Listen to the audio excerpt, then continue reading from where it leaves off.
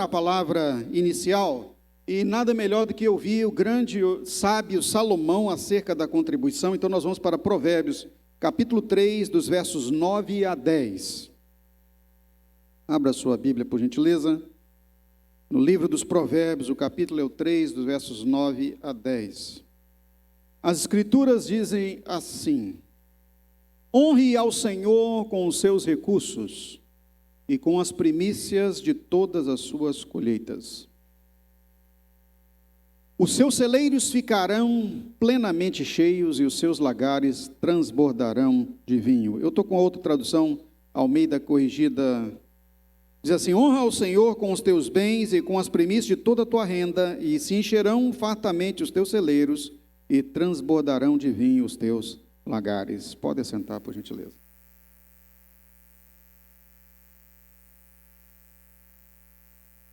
Mas pastor, a gente já ouviu tanto sobre contribuição, já sabemos tudo que tem para saber. Eu também achei que sabia tudo. E olha, né? Quantas vezes já compartilhei sobre essa palavra, mas em todo tempo Deus tem algo novo para nos falar. E uma delas já de início é que contribuição não necessariamente quer dizer apenas valor monetário. Mas a maior contribuição que o reino de Deus e o que o próprio Senhor espera de nós é a nossa própria vida. Paulo, falando acerca da contribuição que os macedônios deram ao Senhor, ele disse o seguinte: antes de darem alguma coisa, ou seja, antes de contribuírem monetariamente ou com donativos para a igreja de Jerusalém, eles se deram a si mesmos ao Senhor. E temos compartilhado todo o tempo de que a nossa vida, toda ela é do Senhor, plenamente. Quem já entregou a sua vida plenamente para o Senhor, levante sua mão e diga glória. Pode ver que, assim, nem todos têm a coragem de, né? Só tem uma coisa que eu quero compartilhar aqui com você. Deus não aceita nada pela metade. Ele não aceita mais ou menos. No livro do Apocalipse, inclusive, fala acerca do mais ou menos. O mais ou menos é tido nas Escrituras como morno. Lá na carta escrita à igreja Tiatira sobre o morno, qual foi o problema? É que o morno Deus vomita, regurgita. Nós brasileiros, por exemplo, nós não gostamos de tomar café frio, morno, é ou não é verdade? É horrível, né?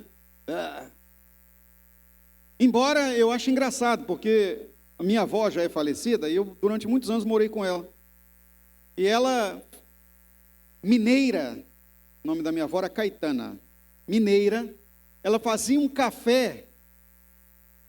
Pensa um café chafé, né? Porque os mineiros gostam de chafé. Bom, se eu tomar chafé, eu aguento, né? O negócio é café com quase que o pó dentro da xícara. Mas ela tomava chafé, aquele, né, dava para você ver assim, o café meio amarelinho, amarelado. Então, qual era a jogada minha e do meu tio, que a gente gostava de um café um pouco melhor? A gente comprava um café arábica, né? E aí ela fazia o café, ela achava que ele estava, né? E a gente ia lá, colocava de vez em quando, ela colocava o pozinho, virava as costas, ia lá, puf, mais uma colherzinha. Ela já tinha a medidinha dela. E aí ficava aquele café meio amarelado, a gente dava uma engabelada para tomar um café dela. Mas, engraçado, ela falava, não toma o café frio. Tinha que ser naquela hora mesmo, assim, naqueles bulizinhos da antiguidade, no coadorzinho. E tirava ali da canequinha dela e tomava na hora. Só que na hora de tomar, ela fazia assim, ó. E bebia. Eu falei, vó, eu estou tomando café frio. Não. Um adendozinho aqui, porque tem gente que fala, não toma café frio, mas vive soprando para tomar. Irmão, quem toma café tem que tomar ele queimando o bico, não é? Tanto o bico da caneca, o bico da chaleira e o seu também. Isso é café quente. O couro da boca tem que estar acostumado, né? Mas soprou já não é café mais quente, é café morno. Mas voltando ao morno das Escrituras, Deus não aceita morno. Se Deus fosse um tomador de café como nós, ele só ia tomar daquele que a caneca queima. Ele não aceita. Isso quer dizer, a pessoa que leva a vida mais ou menos. Irmãos, nós não podemos ser mais ou menos no reino de Deus. A palavra de Deus fala que Ele vem buscar um povo todo seu. Diga comigo, todo. Diga para o seu irmão assim, todo quer dizer 100%. Todo seu. A palavra escolhido, ou seja, quando catamos feijão, hoje já tem esses feijão que compramos já catado e ilustrado, né? É lógico que você vai pagar, né, Carlos, mais de R$10 naquele pacotinho que vem ali das montanhas, catado, ilustrado. O bichinho chega até a ser mais gordinho, mas você não sabe de quanto agrotóxico tem, né? Mas de qualquer forma, já antigamente você colocava, né? E lá em casa ainda, como a gente não tem condição de comprar isso, a Elida, tadinha, coloca em cima da mesa e vai separando os grãozinhos lá, os que são machucadinhos, até catar tudo. Ou seja, escolhido quer dizer dedo a dedo, separado. O separado nas Escrituras tem similaridade com o santo. Não porque nós somos bons, mas porque o Senhor Deus nos santificou, justificou pelo seu sangue. Assim sendo, nós somos os escolhidos, diferenciados. Com o sangue de Jesus e o Espírito Santo em nós, além de escolhidos, diferenciados, nós somos melhorados. Vamos fazer uma brincadeirinha espiritual aqui? Diga para o seu irmão próximozinho, você assim, você está bem melhorzinho agora. Isso é obra de Jesus na sua vida, tá? Antes de Jesus, você era feinho e feinha demais, estragadinho mesmo. Mas com Jesus, você está restaurado, curado, tratado, melhorado, lindão, filha e filho de Deus. Diga para o seu irmão assim, você é um glorinho, é um glorinha. É ou não é verdade? Gente, glória a Deus, porque Deus está cuidando de nós, está nos tratando. E nós temos que corresponder com o Senhor na medida do que Ele e da forma como Ele nos trata. Nós somos da casa, nós somos os acolhidos, os resgatados de Deus, e precisamos viver precisamos viver na forma de filhos de Deus. E para isso, algumas informações eu vou compartilhar com vocês sobre a contribuição, por exemplo. A contribuição honra a Deus. Pensa você, tudo isso que nós éramos, e a palavra diz que o Senhor nos amou, nos escolheu antes de nascermos. Nós precisamos honrar ao Senhor com a nossa contribuição. Dar ao Senhor a devida retribuição do que Ele fez por nós. Levante sua mão se Deus tem feito coisas grandiosas por você.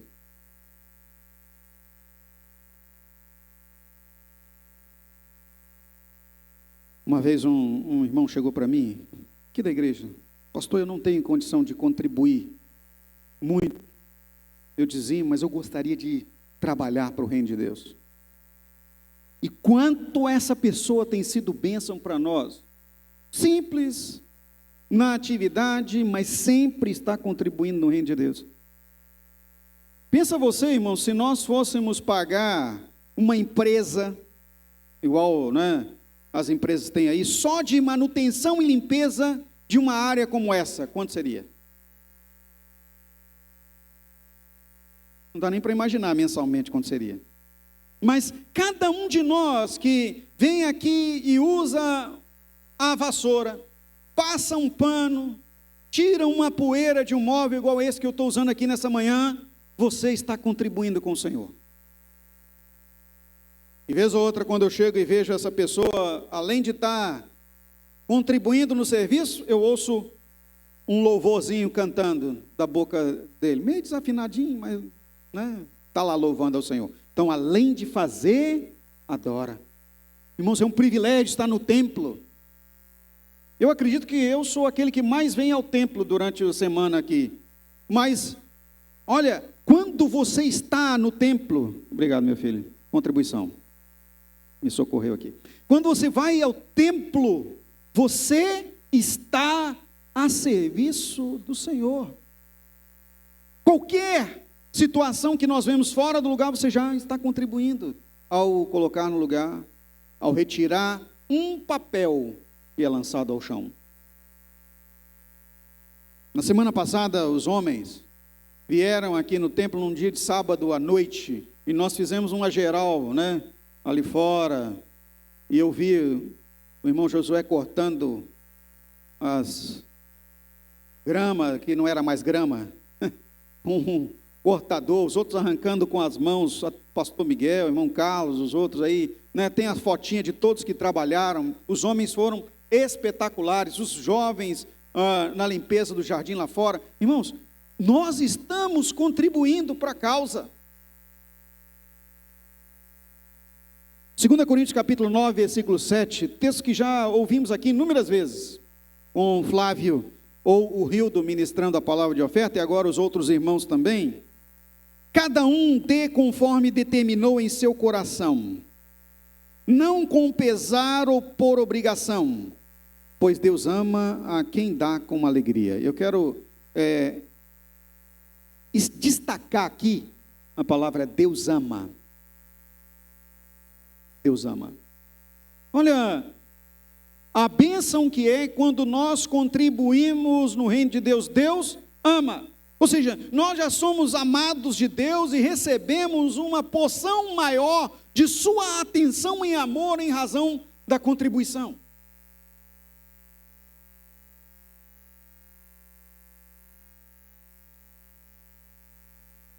É o mesmo que quando temos filhos e nós ficamos felizes quando nós pedimos alguma coisa aos nossos filhos e eles fazem, e você nota que aquela realização que o filho está fazendo é de coração, mostra alegria em estar te servindo. Porque a vida do pai, eu posso falar isso de cadeira, a vida como pai é de servir os nossos filhos. Depois que tivemos a Thalita, outra vida nós não tivemos a não ser trabalhar para dar a ela o melhor, mesmo que ela não saiba disso, mas foi isso que eu e a pastora Hélida fizemos.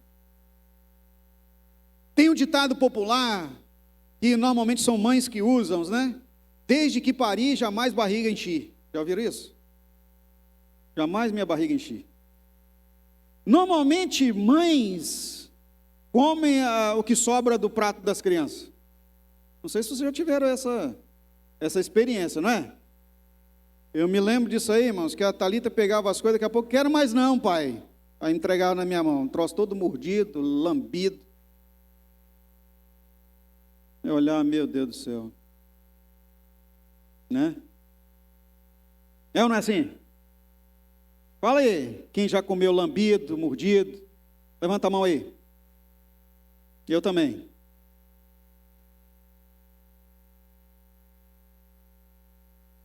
Mas agora hoje dá para ela um negócio mordido, lambido, para ver se ela come.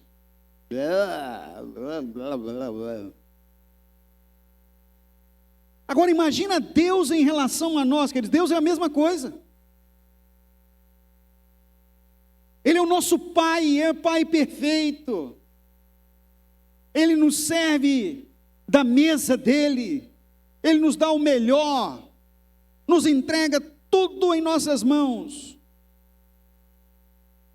Quando contribuímos ou retribuímos ao Senhor em gratidão, em honra a Ele, Ele vai nos amar, e o filho que age dessa forma tem uma porção de um olhar diferenciado do Pai.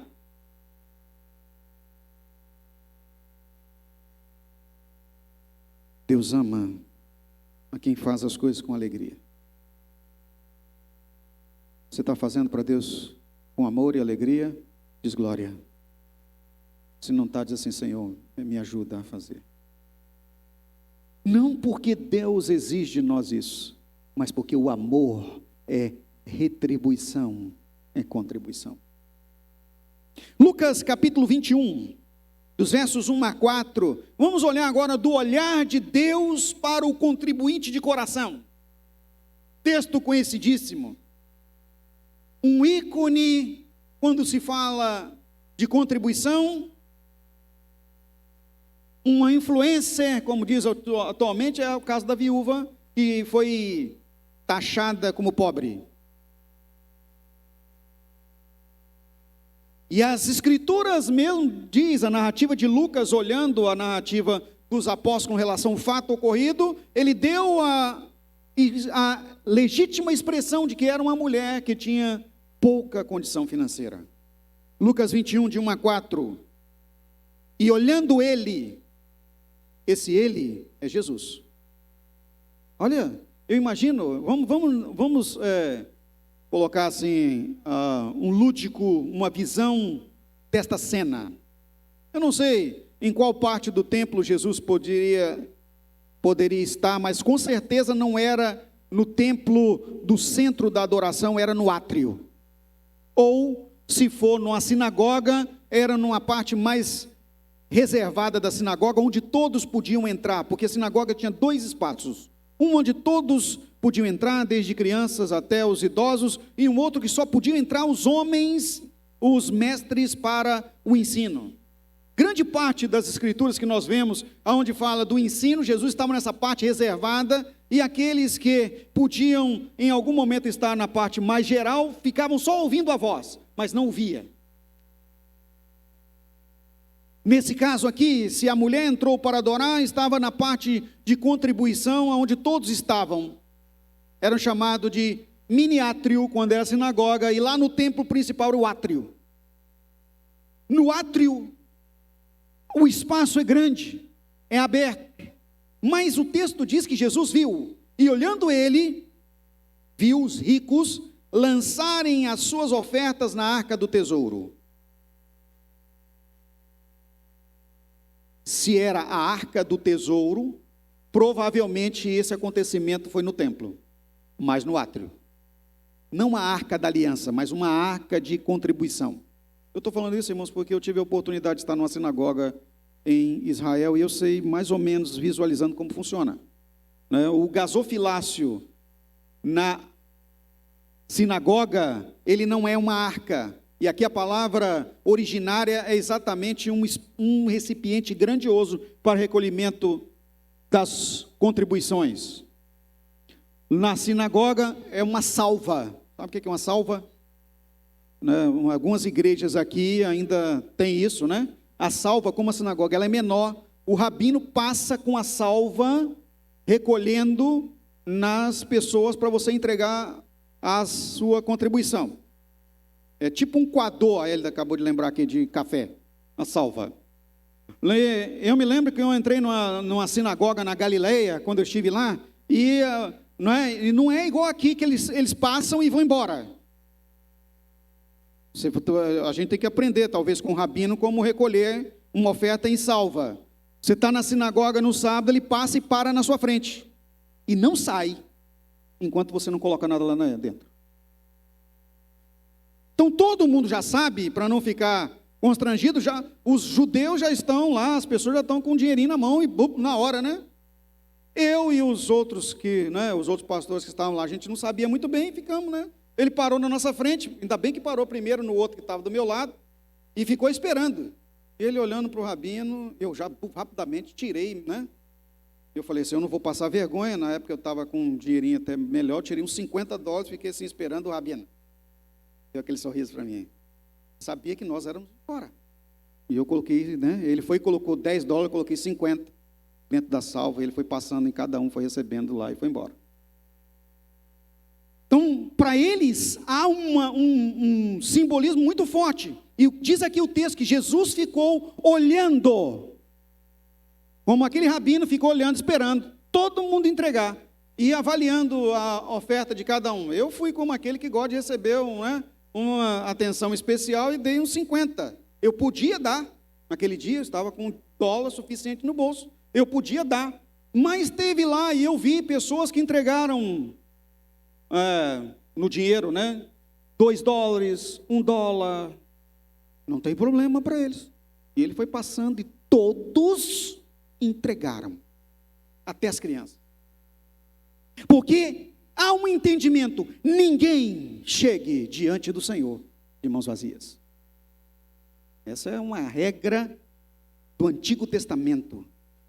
Moisés ensinou isso ao povo, ninguém pode chegar diante do Senhor de mãos vazias. Sabe por que você não pode chegar de mãos vazias? Porque Deus já colocou em suas mãos a bênção dele. Quem tem a bênção de Deus, diga glória a Deus. Você tem, então você não vai chegar diante de Deus sem bênção. Ninguém chega diante do Senhor de mãos vazias. Todos vão ao templo para adoração, todos vão ao templo para servir ao Senhor, e Deus já tem nos enriquecido da graça. Não pode chegar de mãos vazias. E Jesus estava olhando. Os ricos lançaram as suas ofertas na arca do tesouro. Viu também uma pobre viúva lançar ali 2 pequenas moedas e disse... Jesus interrompeu as ofertas, era praxe, né?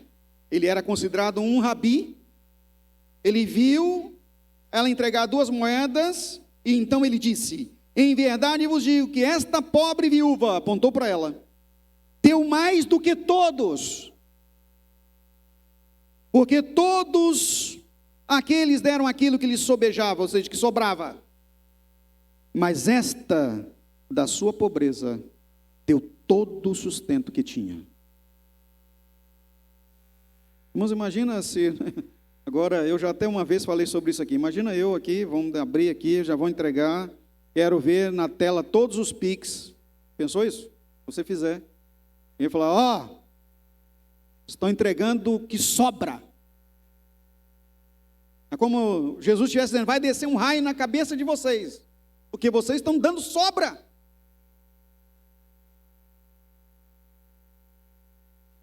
Sobra.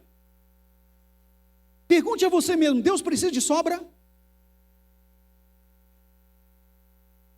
Não. Deus não precisa de sobra, irmãos. Deus não quer a nossa sobra. Deus quer a nossa honra. Repita comigo, Deus não quer a minha sobra. Ele quer a minha honra. Honra ao Senhor.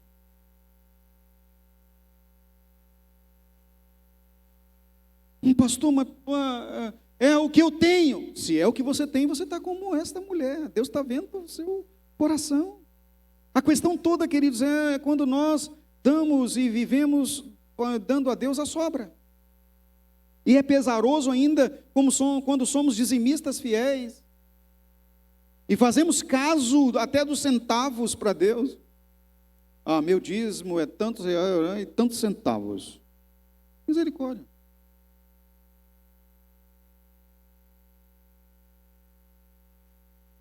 Qual a forma da contribuição, então, já que nós estamos aprendendo aqui, diante de Deus, como família, em adorarmos a Deus de forma plena e nessa nossa adoração ao Senhor de forma plena, com honra ao que lhe é devido?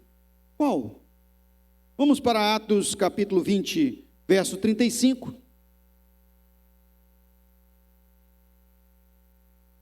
A igreja primitiva, ela tinha uma visão plena do cuidado, diferente do Antigo Testamento. No Antigo Testamento, cada família direcionada pelo patriarca tinha a obrigação de, como família, ir ao templo todos os meses e todas as vezes que tinham as festas e todas as cerimônias para adorar e entregar o que era de Deus, para manutenção do sistema de adoração que era o templo e o sacerdócio levítico. Já no Novo Testamento, a igreja toda se tornou sacerdócio. Vós sois a nação santa, o sacerdócio real, a propriedade de Deus exclusiva, povo adquirido. Então nós todos somos o sacerdócio. Então a igreja passou, no Novo Testamento, tem uma visão espiritual dada por Deus de quê? O nosso papel é manter todos aqueles que estão na linha de frente da multiplicação da palavra, do cuidado e também da expansão do reino. Então nós passamos a ter a missão, ide portanto e pregai o evangelho a toda criatura. Então os missionários, aqueles da linha de frente, passaram a trabalhar dessa forma. E havia ainda o sustento espiritual da missão, era a oração. Tanto é que em várias vezes no Novo Testamento, nós vemos que quando Pedro estava preso, quando Paulo foi recolhido, quando Tiago foi preso, em várias outras situações da igreja, e na história da igreja pós a escrita bíblica do Novo Testamento, nós encontramos líderes de oração, e comumente esses eram executados pelas viúvas. A igreja então passou a focar também o sustento dessas pessoas de oração. Por isso que instituíram os diáconos para tratar dos órfãos e das viúvas, especialmente. Olha o que diz o apóstolo Paulo: tenho-vos mostrado em tudo o que? Trabalhando assim. Atos 20, 35, põe na tela por gentileza. Tenho-vos mostrado em tudo o que? Trabalhando assim, é mister socorrer os necessitados e recordar as palavras do Senhor Jesus, que disse: mais a bem-aventurada coisa é dar do que receber. Agora veja bem, vamos recordar as palavras de Jesus. Eu fiquei pensando, mas por que precisamos recordar as palavras de Jesus em um curto espaço de tempo que a igreja era a igreja primeira? Irmãos, nós precisamos recordar as palavras de Jesus, porque quando se trata de adoração a Deus com posses e nossa renda, nós esquecemos muito rápido. É muito difícil. Nós sabemos que temos que honrar, nós sabemos que não podemos dar sobra para Deus, nós sabemos que devemos fazer a coisa da forma certa, mas na hora de executar, a igreja tem que pregar sobre isso. Para nos rememorar. Vamos relembrar as palavras de Jesus. Se a igreja primitiva precisou relembrar as palavras de Jesus, por gentileza, põe de novo aí, Miguel, na tela. Nós também vamos falar juntos aqui para relembrar.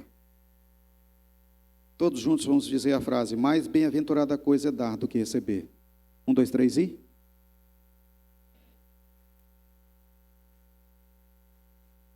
para ensaio ficou... Então, bem forte agora, hein? Está na tela. 1, 2, 3 e...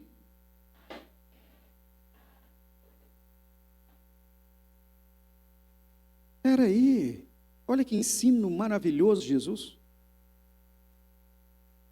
Imagina você que dando ao Senhor é muito mais, você é muito mais abençoado do que quando você recebe. Levanta aí a mão aí quem fica feliz quando ganha um presente.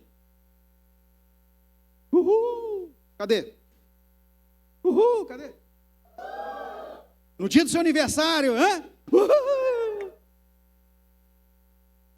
Final de ano, uhul! Não é? Agora imagina você que quando você dá, em Deus você tem muito mais do que quando você recebe.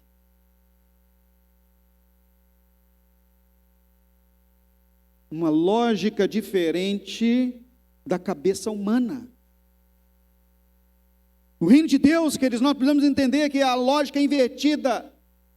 Quando você é menor, quando você se humilha, você é exaltado. Quando você senta lá nos últimos lugares, Deus te coloca na frente. Ou seja, o último é o primeiro, o menor é o maior. O Senhor, inclusive, nos dá a sugestão: entre todos, seja você o menor. Quando você chegar em algum lugar, não procure os primeiros lugares. Fique lá escondidinho, porque alguém vai te reconhecer e vai te colocar lá nos primeiros lugares. Olha, quando você dá, é mais do que quando você recebe. Irmãos, quando nós aprendemos esta graça, esta glória, a nossa vida em Deus, ela só é de resultado grandioso, porque a visão de Deus passa a ser a nossa visão. Quem serve é melhor do que quem é servido. Os discípulos um dia estavam discutindo para saber quem era o maior entre eles. Quem é o mais bonitão? Quem é o mais santão? Quem é o mais visualizadão? Jesus pegou uma criança e falou assim: olha, nenhum de vocês, vai. Se não for simples como essa criança, não vale.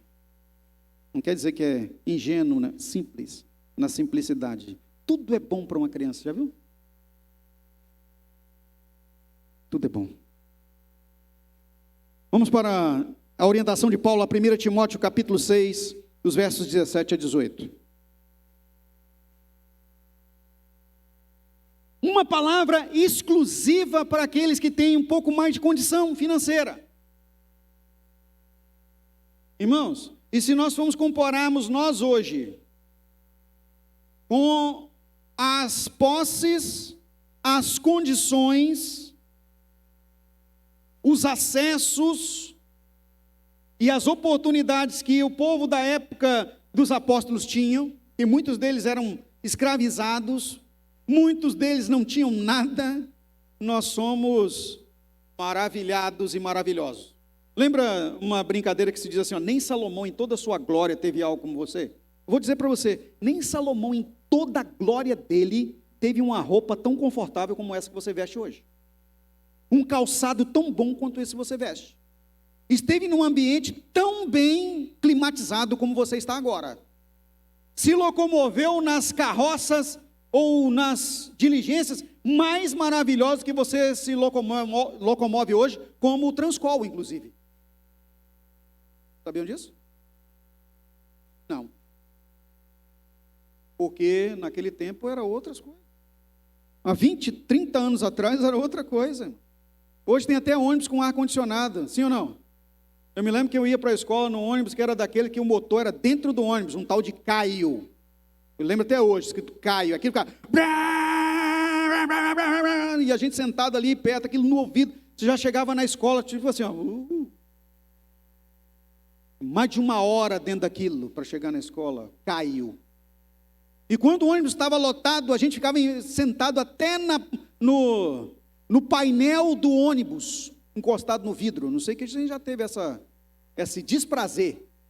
Sentado em cima daquele motor Caio, esquentando sua poupança. As crianças ficavam tudo sentadas em cima daquele troço assim, ó, na frente do motorista, segurando num ferro.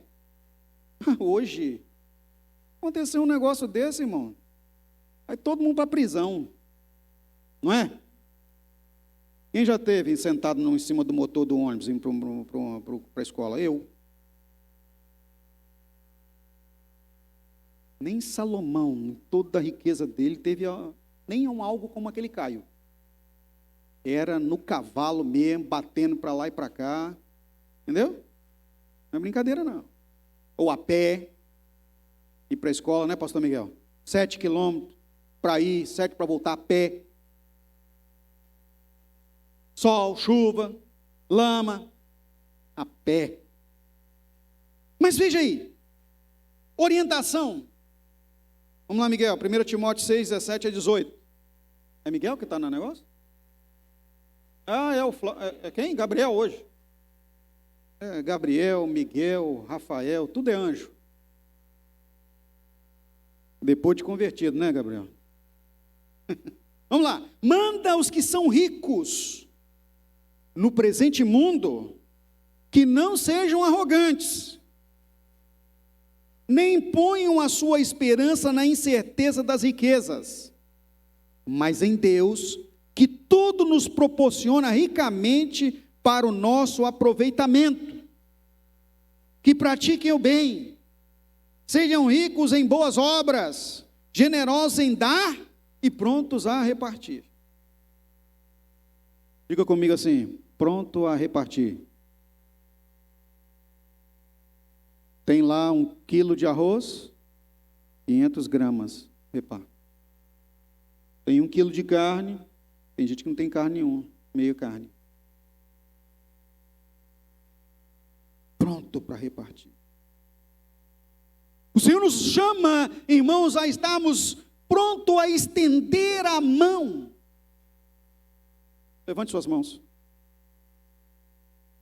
Repita comigo assim: Senhor, me ensina a estender as mãos para socorrer.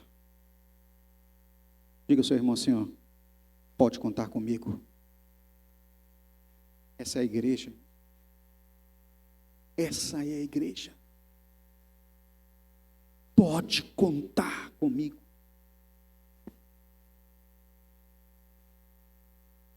A igreja do Senhor, queridos, além de poder contar uns com os outros, nós temos aqui, ó, porque nós temos uma garantia.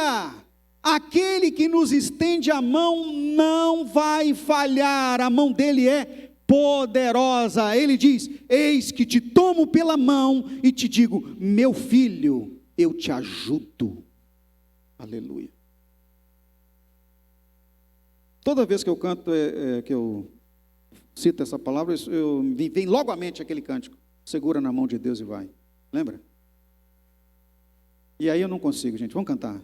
Segura na mão de Deus, segura na mão de Deus, pois ela, diga para os seus irmãos, pois ela te sustentará.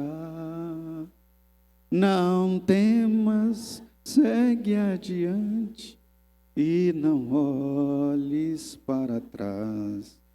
Segura na mão de Deus e vai.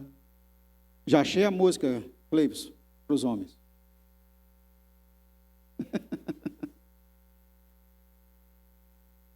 Sabe, irmãos, nós precisamos entender o nosso papel. A mão que nos salva não é a nossa.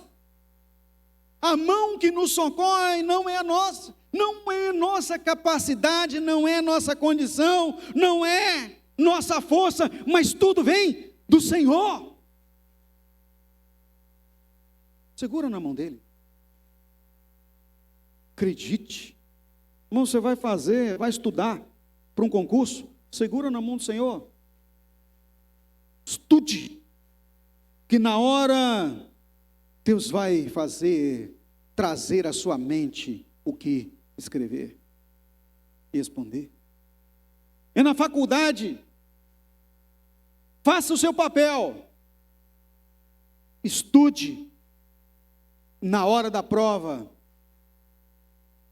Deus vai trazer a sua memória. Eu ensinei isso para Thalita, e eu acho lindo o que acontece, né? Lógico que a gente fica no pé. Thalita, você já estudou,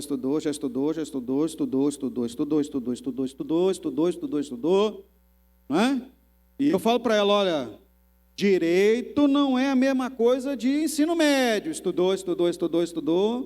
Ela quase fica, né, maluca de tanto eu falando estudou, porque tem que ser.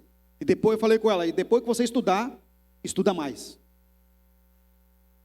Só que quando, né, chega lá na porta da faculdade, né, grande parte das vezes, né, aproveita da minha nobreza para eu levá-la na faculdade. Aí antes de descer do carro no dia da prova, pai, ora por mim, para eu lembrar. E eu oro. Irmãos, nós precisamos entender que é assim, e eu ainda digo para ela, quando você chegar antes de virar a prova, ore ao Senhor. Ore ao Senhor. Todos os cursos que eu fiz no superior, foi assim, irmãos. Orava, estudava, depois orava de novo. Quando da prova, orava de novo. Tem gente que vai para a prova confiando na cola dos outros. Eu vou confiando no Senhor. E dessa forma é que o Filho de Deus segura na mão de Deus. Vai fazer uma entrevista, segura na mão de Deus. Não é o entrevistador que vai contratar você, nem a empresa. É Deus que vai colocar você lá dentro. Entenda isso. É Ele. Eu me lembro que aconteceu comigo uma vez, irmãos, eu estava no seminário ainda. Eu tinha voltado de Belo Horizonte, depois de terminar meu curso, vindo para Vitória, estava na casa dos meus pais, e era numa época que não tinha emprego em lugar nenhum, difícil. Eu fiz tudo que era para fazer, entreguei currículos em todos os lugares, fiz prova em vários lugares e estava esperando ser chamado. Mas um dia, nós recebemos um telefonema em casa, quando eu estava fora, fazendo uma entrevista em uma outra empresa. Minha mãe recebeu o telefonema, anotou, e quando eu cheguei, uma empresa ligou para você. Eu falei, que isso? Eu estou atrás, né? Quando eu fui olhar, eu falei, não conheço esse lugar. Não sei se ela lembra disso. Não conheço, nunca vi falar dessa empresa. Mas vamos ligar. Liguei, a pessoa falou assim, o senhor pode começar, você pode começar amanhã? Hã? Mas aonde é essa empresa? Me deu o endereço, me falou o nome e tal, tudo certinho. Seu processo está todo pronto aqui, é só você vir. Amanhã você pode começar, tal hora, você vai passar aqui, vai receber as orientações. E você tem disponibilidade para viajar? Tem. Então pode vir. Quando eu cheguei lá, irmãos, nas 7 horas da manhã na empresa, estava tudo certinho, eu não tinha levado nenhum documento. Não tinha feito nenhuma entrevista com aquela empresa, e tudo estava lá. Eu assinei o contrato, confirmei os meus dados, me deram uma autorização para ir no almoxarifado, peguei meu uniforme bonitinho, foi com ele que a Elda se apaixonou por mim, e já dali fui para a sala onde estava uma reunião com os engenheiros, os técnicos. Já fui chegando lá e falei, está aqui conosco aqui, Robson, ele é o novo técnico, já quero que vocês considerem aqui que ele tem experiência, vai entrar como técnico sênior e já, Robson, o seu parceiro é fulano de tal, nós sabemos que você não tem carteira de motorista, a gente aqui só contrata com carteira de motorista, mas contudo, você foi recomendado, então está ali fulano de tal, ele vai ser seu motorista e o carro já está com ele. Nós vamos rápido aqui, porque você precisa estar em tal lugar, tal hora. Falei, eu vou fazer o quê? Não sei ainda. Irmãos, eu sei que dali eu viajei já com o cronograma nas mãos para atender na cidade de Colatina a Caixa Econômica Federal na época, que era o sistema de automação bancária, e eles tinham um sistema chamado No Breaks, eu não sei quem conhece isso, não para, e a agência principal estava parada e era necessário alguém chegar lá e colocar para funcionar. E realmente eu tinha experiência com essas coisas. Eu era um técnico especializado, eu tinha trabalhado com isso, mas eu nunca fiz entrevista nessa empresa, nunca mandei minha documentação, até hoje não sei quem foi que me indicou, eu só sei que foi nessa empresa que eu comprei meu apartamento primeiro, foi lá que eu comprei meu primeiro carro, foi lá que eu consegui conhecer a ela e casar. Eu acho que você devia bater uma palma como eu bato com o Senhor.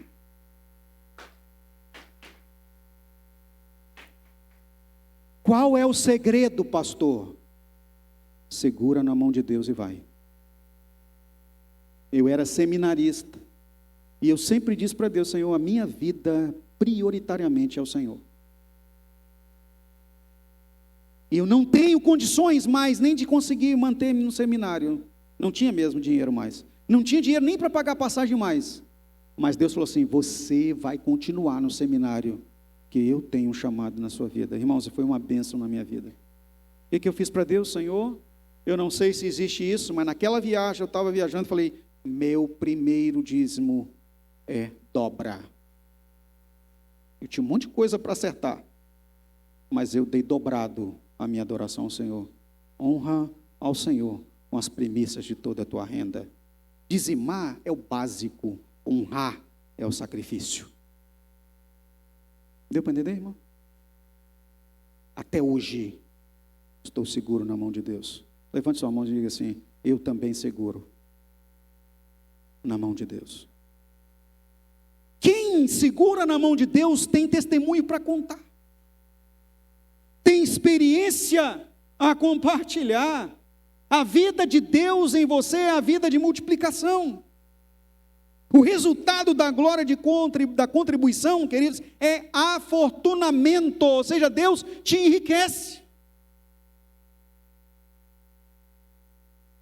Salomão fala sobre isso, que a bênção de Deus é que enriquece.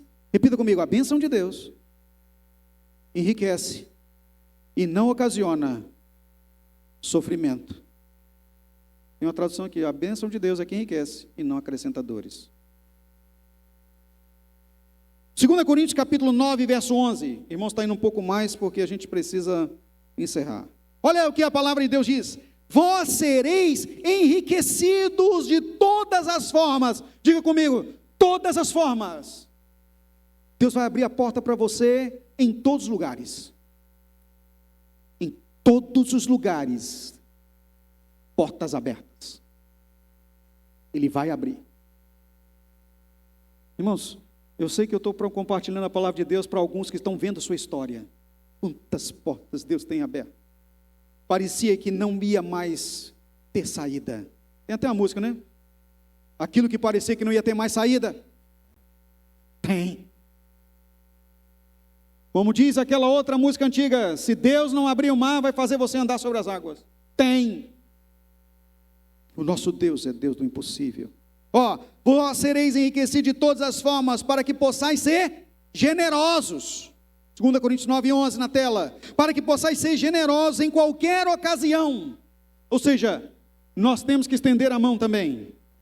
E por nosso intermédio, ou seja, por meio de nós, a vossa generosidade resulte em ações de graças a Deus. Quando nós socorremos, Deus recebe glória. Quando você estende a mão, Deus é adorado. Aleluia. Então nós somos glorificadores em duas instâncias, quando nós adoramos e quando nós estendemos as mãos para ajudar. Ou seja, nós somos multiplicadores da glória de Deus. Provérbios 11, Salomão, Provérbios 11, dos versos 19 a 17. Deixa eu confirmar isso aqui.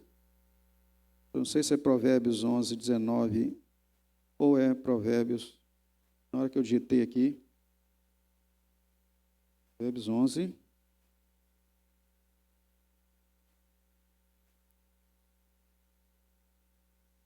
Ou é Provérbios 19? Espera aí.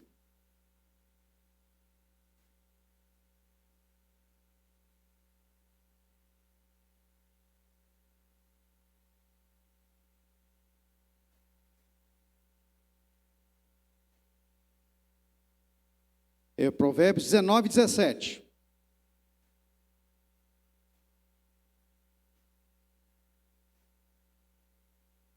Ao Senhor empresta o que se compadece do pobre, e Ele lhe pagará o seu benefício, ou seja, a dívida. Irmãos, quando nós socorremos, quando nós damos, quando nós ajudamos, quando nós servimos aquele que está em necessidade, sabe a quem que nós estamos servindo? Ao Senhor. E é Deus quem nos retribui. Eu tinha buscado vários textos para encerrar essa palavra, mas hoje eu ganhei um café do Victory Café. E eu recebi o papelzinho. E veio no papelzinho o versículo que eu vou substituir, porque Deus tinha me dado um verso para entregar, mas aí Ele me mostrou nessa passagem que eu recebi, que era o verso que eu tinha que encerrar hoje. Vamos para Hebreus capítulo 12, verso 28, para encerrar a palavra dessa manhã. Veja bem, irmãos, que Deus nos ministra em todas as ocasiões, né? Olha a retribuição, a honra que nós precisamos dar ao Senhor. Provérbios 12, 28. Portanto, já que estamos recebendo um reino inabalável, que sejamos agradecidos e assim adoremos a Deus de modo aceitável. Repita comigo. Adoremos de modo aceitável. com reverência e temor. Vai lá, com reverência e temor. Então, irmãos, nós temos que retribuir ao Senhor em adoração de modo aceitável por Ele, reverência e temor de Deus.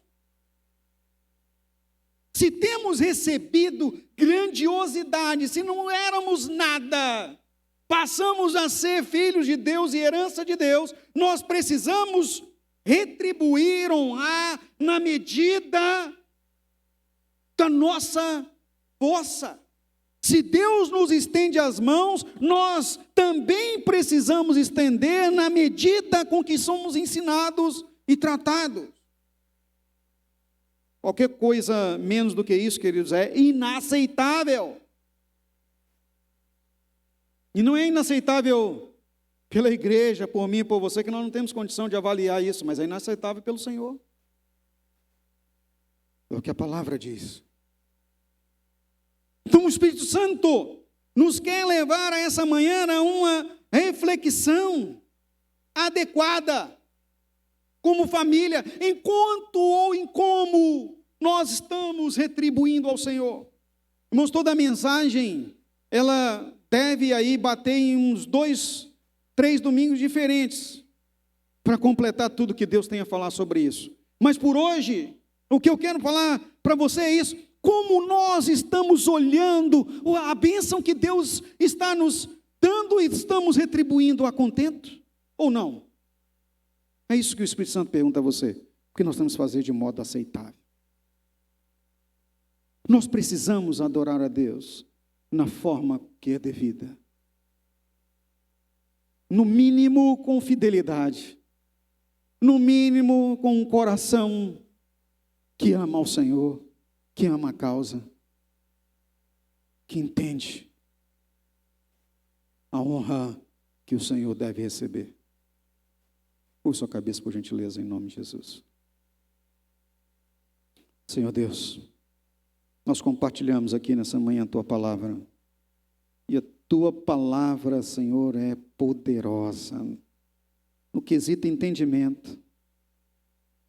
O Senhor tem nos instado a levantar e a produzir grandes feitos, ó Deus. Grandes desafios. Tem nos chamado para os desafios. Ajuda-nos, Senhor, a cumprir com os desafios, a sermos e a manifestarmos ao Senhor o que é aceitável. Em nome de Jesus. Coloque-se de pé.